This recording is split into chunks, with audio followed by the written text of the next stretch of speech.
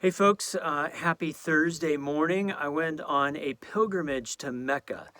Now, not like the Mecca. I'm in Mecca, California, with the kids. They're on their fall break, and we came out here in the Palm Springs area, stayed a night last night, and we're going on a hike today up in the hills that we've heard about up.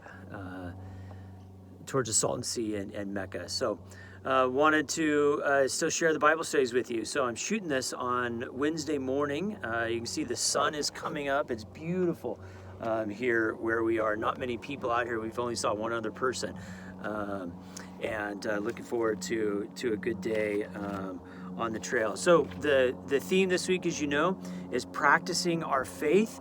And the question or the theme of the day on the October prayer calendar, I've got my October prayer calendar here, is imitate Jesus to become more Christ-like. Imitate Jesus to become more Christ-like. So 2 scriptures today. The first one is Galatians. I'll give you a minute to find that. So in your New Testament, almost all the way towards the back, Galatians. Just a few pages long, so not the easiest book to find.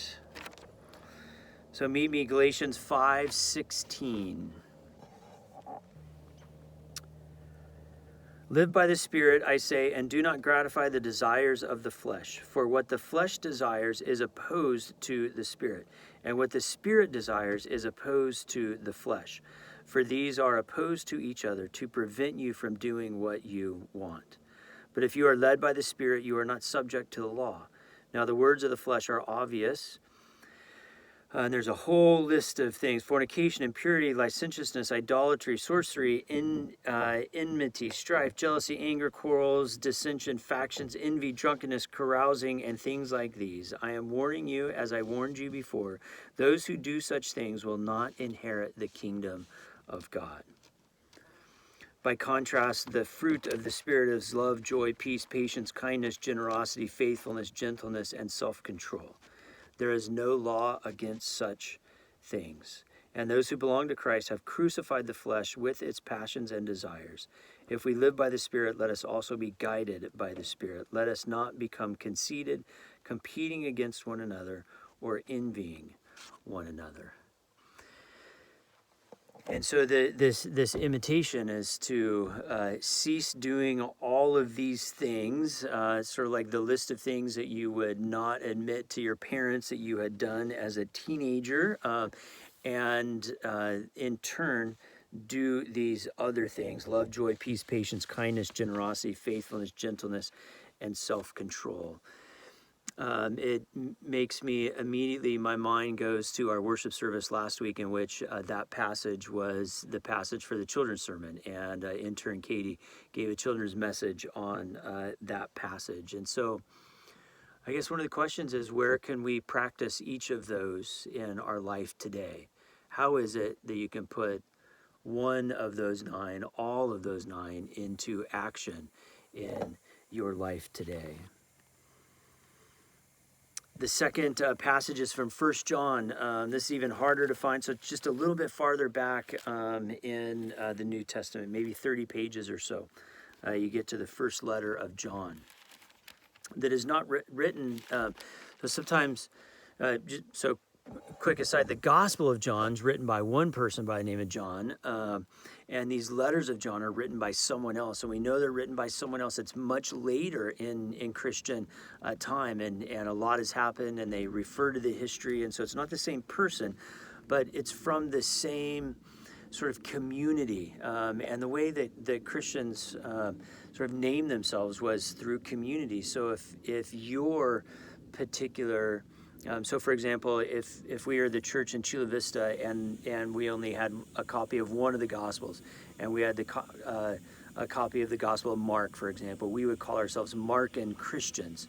The people who had the John Gospel called themselves the Johannine Christians. That's where they learn Christianity from. They're sort of like from that stream of Christianity. So what we believe is that this John letter is written by someone, sorry, there's a bee flying around, is written by someone who is also from that same John community, but a different person from that community. So, all right, 1 John 2, 5 through 6.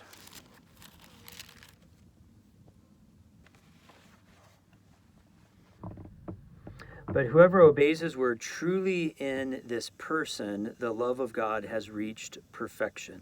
By this way, we may be sure that we are in him. Whoever says, I abide in him, ought to walk just as he walked. So I think the emphasis is this. Sometimes we think about, the sort of classic language is inviting Jesus into our lives, or I invite Jesus into my heart. And in that way, we would say that we abide in Jesus. But the John author here is making the point that it's not just about saying, Jesus, come into my heart, and suddenly in a spiritual way, you're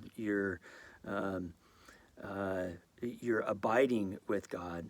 But there is also an outward expression of that, and that is that we abide in God by doing the things outwardly that God would do. What are those things? Joy, love, peace, patience, all of those from Galatians. What are those things? Serving our neighbors, getting away to retreat and pray, feeding the hungry, visiting those who are in prison, caring for the sick, all of those things. So it's not enough to just say, come into my heart. I'll say, come into my heart and transform the actions that come out of my body. And what John says, then if you're truly abiding, if truly you've asked Jesus into your heart, then it's a process of walking with him. We're walking with him. So those are the two scriptures today. We're going to begin our walk now, and before it gets too hot. So blessings to you. Have a wonderful day, and abide with God on this day. God bless.